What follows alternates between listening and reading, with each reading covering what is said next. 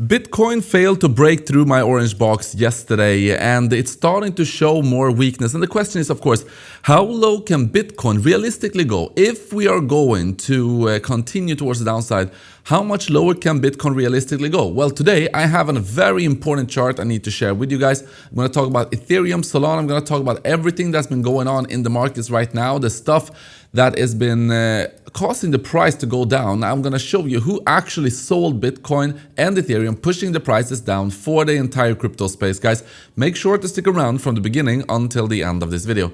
Welcome back, everybody. My name is Chris, bringing you cryptocurrency videos every day. If you're new to the channel, then make sure to subscribe and activate the bell right now. So let's get straight into it, guys. And what you can see right now for Bitcoin is that, just like I warned you in my latest video, I said that be careful because my orange box is right here. We're approaching it, but this is going to be a strong level of resistance.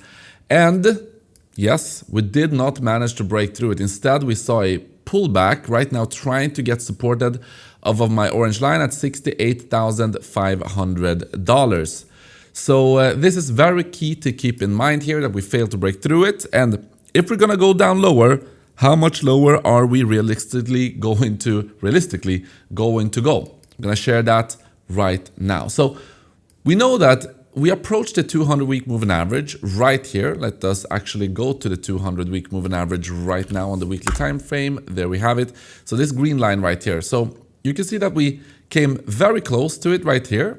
This was actually currently at about $58,000. We went down to $59,800. Now, this is a strong level of support. Usually, you do see a big bounce of this level. And yes, we did see a decent bounce. We went from 59 up to 60, well, this is like $70,000, and now starting to slowly but surely go down again. But the question is, of course, how much lower can we realistically go? Well, let us look at the past. So the previous time, when we broke the 200-week moving average, which is the this yellow line here, or orange line.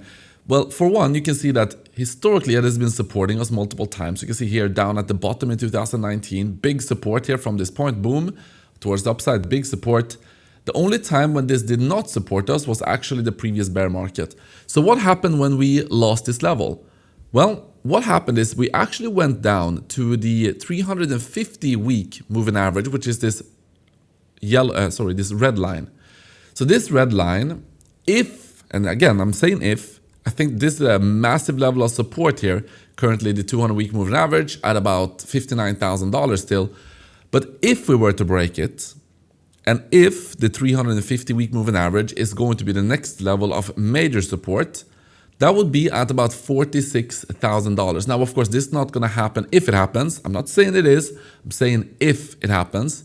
It's not going to happen quickly, and by the time that this could potentially happen, the 350-week moving average is probably going to be more at around like $50,000.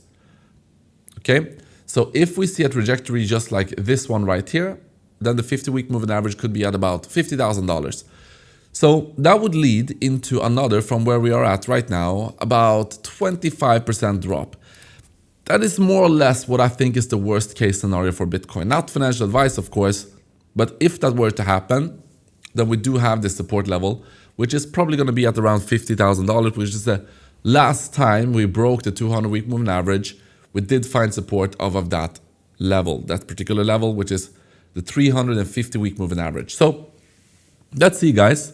I still think the base case is that Bitcoin is going to prove itself and continue towards the upside. However, I do think it's going to be towards the end of this year.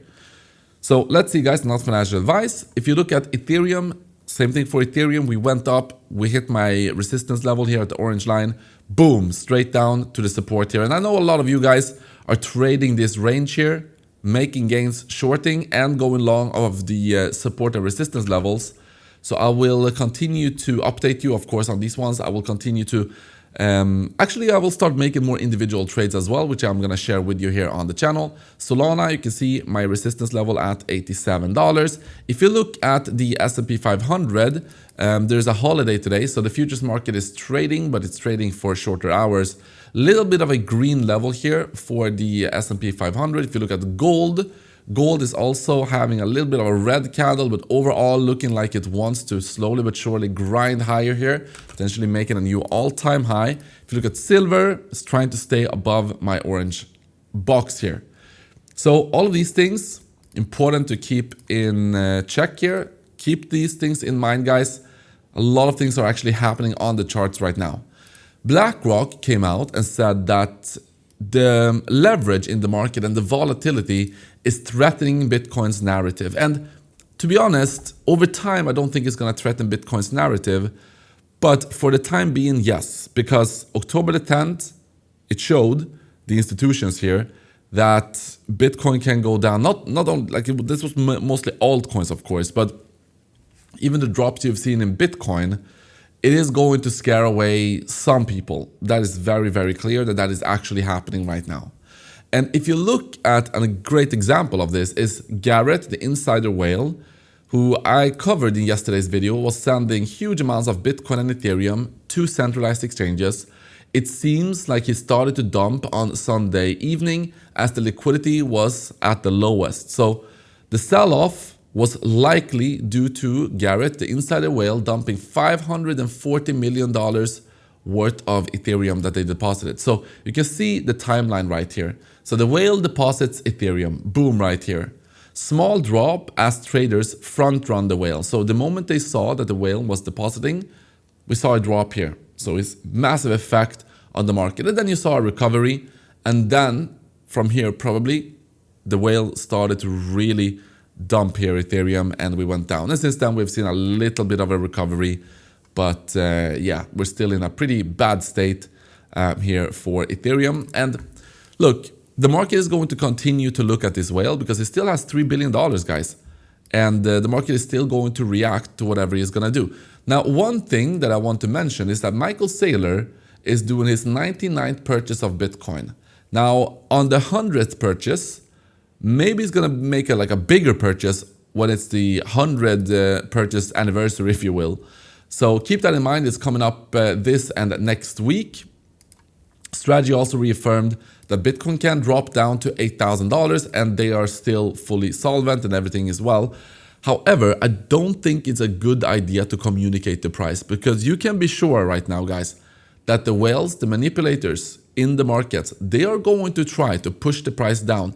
I don't think that they're going to reach 8K, of course, but they're going to try to push the price down and hopefully it's not going to reach as low as 8K. Guys, that's what I got for you in today's video. I hope that you enjoyed it and I will see you guys in the next one.